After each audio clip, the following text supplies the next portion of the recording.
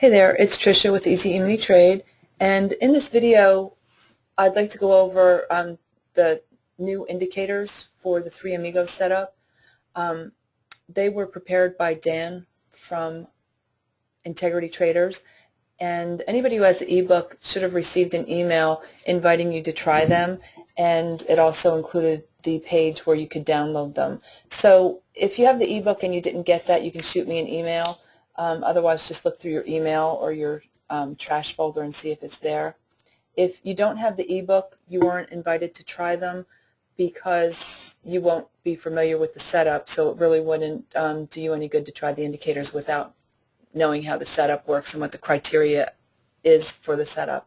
So if you are interested in this after this presentation, you can go to my website, www.easyeminitrade.com, and purchase the ebook, and then you'll be invited to try the indicators. So the way that the three Amigos works is, this is the chart that I use on Sierra, and the problem that we run into is that we get backfill on our ADXs because they're from three different time-based charts, and above we're using a range chart. So unless you're sitting there watching for the setup, sometimes you can miss it, or sometimes you can miss that it turned red for an instant and then went back to green. And so unless, like I said, you're sitting there looking at it, it can become difficult sometimes because of that backfill. So the indicator that Dan did is for Ninja, and if you don't currently use Ninja, it's not a big deal. You can do a trial. And you can go to my website, and on the home page over to the left you'll see a link for AMP Futures, and just click on that and then fill out the form, and then you'll get everything that you need to do the trial.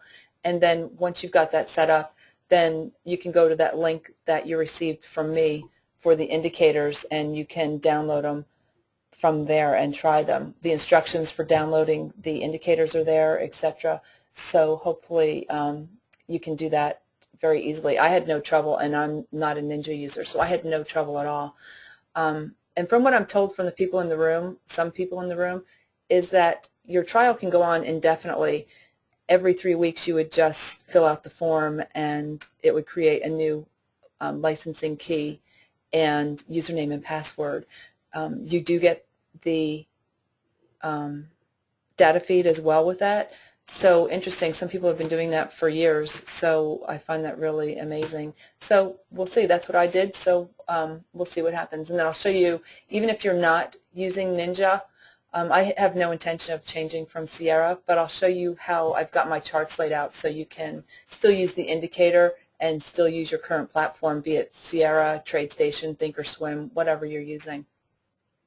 So on the top chart here, this is the range chart, this is our entry chart, and this, the three Amigos bars indicator would go on, and below is a 1-minute chart. And normally I don't have the bars showing on the 1-minute chart, but I just wanted to show you that these are two separate charts. A lot of times people see how I've got them laid out and they think it's one chart. It's not. It's two separate charts, range chart above, 1-minute chart below, and the three Amigos indicator goes on the 1-minute chart, and the three Amigos bars indicator goes on your entry chart. And so this is what we get when we get a pending. You can see this blue box letting us know that a setup is pending. You can see here on our indicator down below, we've got the first indicator going green, the second, the first bar going green, the second, and then we're just waiting for the third, and then we would have a setup. And you guys know the rules for the Amigo, so I don't need to go into exactly what we're waiting for, but this is pending. And then once we get that final ADX go green, then we have an entry. You can see here it says pending. You can't see here on the entry chart, but it will show pending there as well down in the right hand corner, but you'll see that here in a slide in just a moment. Once you download the indicators, this is the three Amigos. This is the one that's going to go on the range chart. I want my alert on, because once we get a setup, we have an audio alert that sounds off on, based on the 1-minute chart, or you can set it up to go off based on your entry chart, and I'll show you that in just a minute. I've opted to have my alert set on my 1 minute chart, and so all I do is once you get the alert, you get the files, just go to the settings and turn the alert on. You can use the default wave file, but I've imported my own, and what it says is NQ80X. Just makes it a little easier. And this is the settings box for the 3 Amigos bars indicator, and this will also be set to false when you first download the indicator. And so if you choose to have the alerts set on that to sound off, then you would just change that to true. You don't want to have both set to true. So if you're running the 1 minute chart and the range chart, don't have both alerts set to true. Just use one of them, okay? So here's where we would get a setup. This is what our visual alert would look like. So on the entry chart, we get this horizontal line form, and then on the 1 minute chart, we get this the blue boxes here. And so once we get the blue boxes, we're looking to enter, and it will show up on your range chart just like this. This is a predictor, like a range bar predictor basically, but what Dan has done is instead of predicting the high and the low of the bar, he's actually using a tick above the bar and a tick below the bar, because that's where we would be getting in. So we're looking to get in whatever direction the preceding bars are going, so we'd be looking for a short, and you would enter in. This would be the actual sell stop price that you would put in.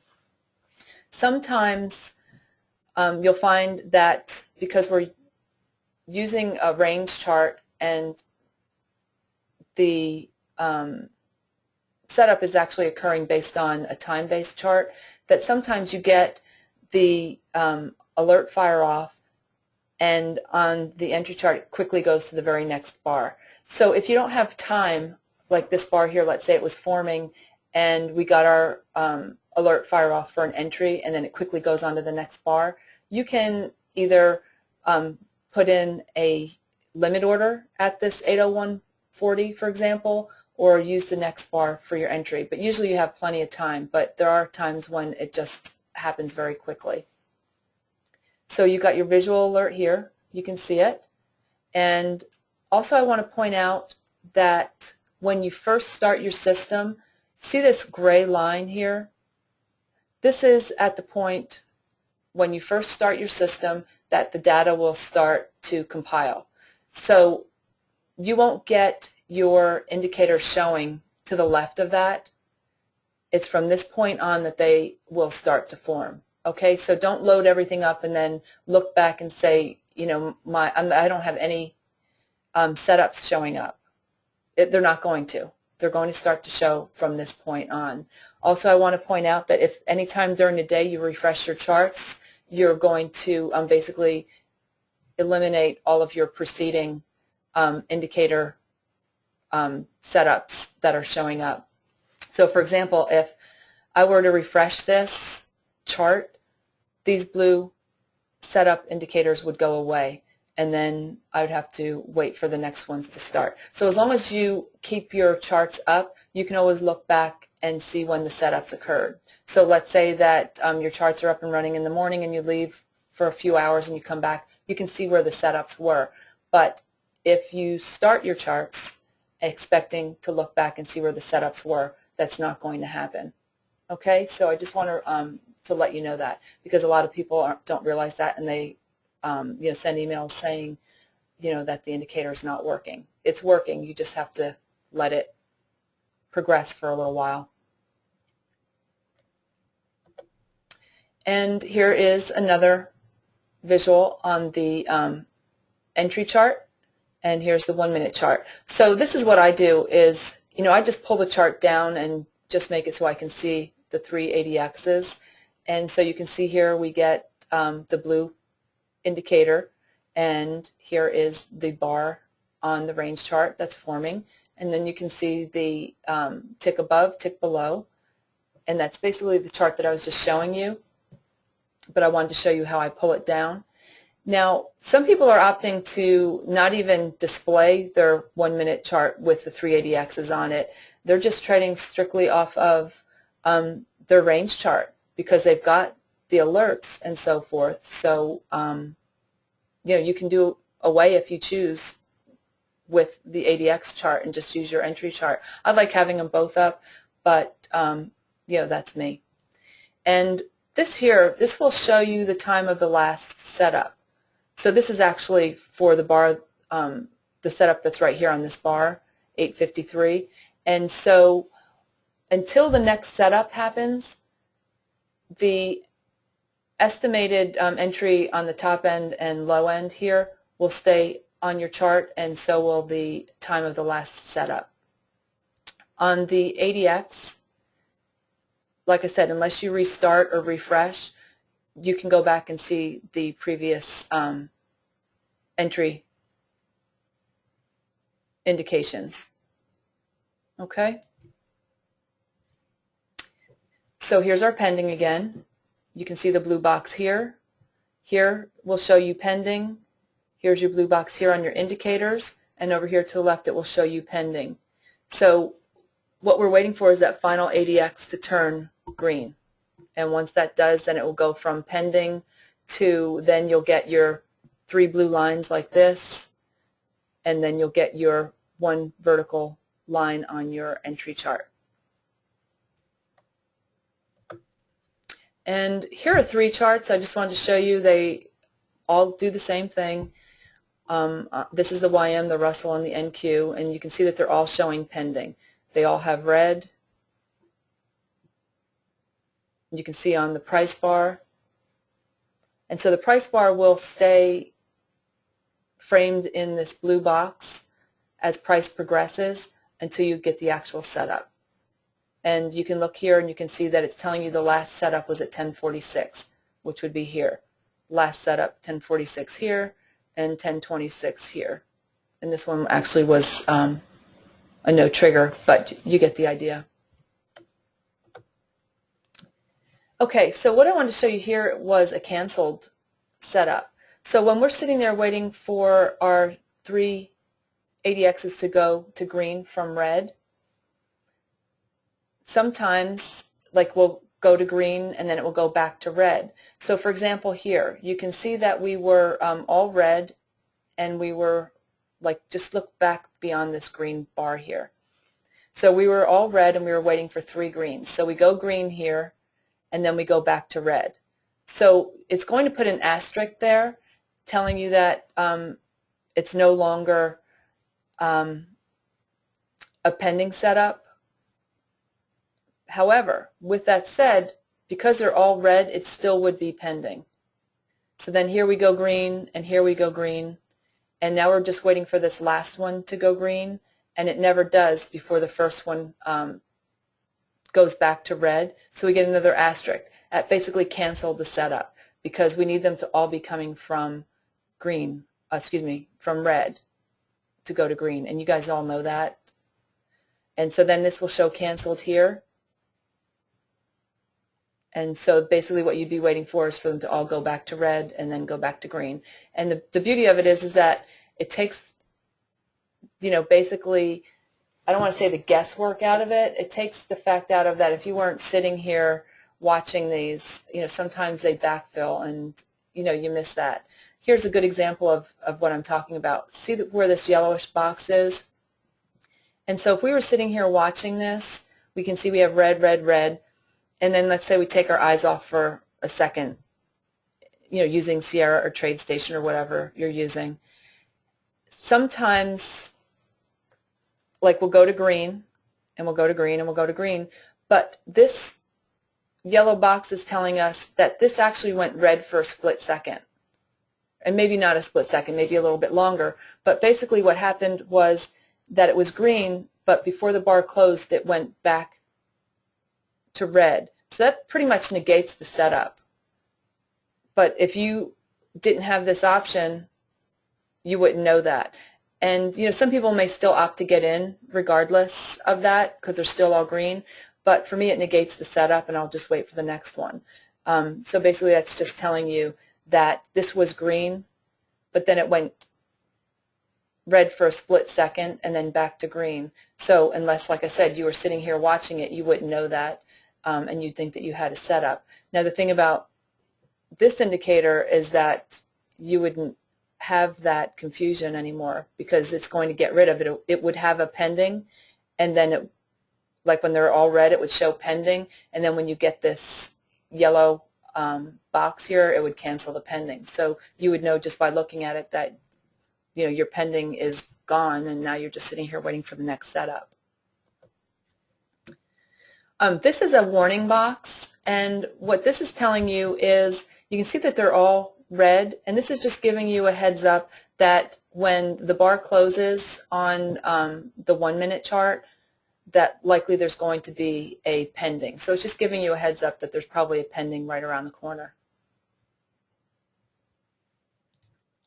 So I just wanted to show you what you can do if you're not using Ninja. Now I've got the range charts up here too for both Ninja and Sierra, which you wouldn't need, but oops, let me just see here. I have that silly thing picked there. There we go. So let's just say that you're using Sierra. What you can do is you can just use your Sierra like you always do, and then just put the Ninja 1 minute chart down below. Totally up to you. So that's pretty easy to see. I've got a lot crammed on here just so you can see. Here's crude, here's gold, here's YM, Russell, NQ. And I'm not, so far I'm not a fan of the 380X setup on crude or gold, but I've been hearing from people that it's been working out. So, you know, make sure you test that on your own. But like I said, you can easily run both these platforms at the same time. Sierra and Ninja, or TradeStation and Ninja, or Thinkorswim and Ninja. So if you have no intention of changing over to Ninja, which I don't, I plan on sticking with Sierra, then this is what I do. Just have my entry chart above me here, and then I've got the 380Xs below. So I can easily see when there's a setup and take my entry based on the range chart that I'm looking at for Sierra. You'll find that they are identical almost most of the time. There's a couple times when it's been pretty choppy sideways that there may have been like a tick difference in getting in, but for the most part we're looking at the exact same entries. So that's how I'm using it, and yeah, you can do the same thing. So like I said, go to the website, go to my website, and download the trial from there for Ninja. Just click on the left where it says AMP Futures and fill out the form, and then it will walk you through everything there.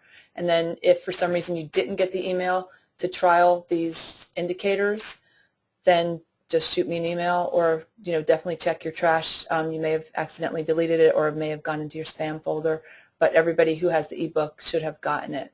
Okay, so I hope that helps, and hopefully I covered everything. I'm sure Dan will let me know if I didn't. So you guys have a great day, and we'll talk to you soon.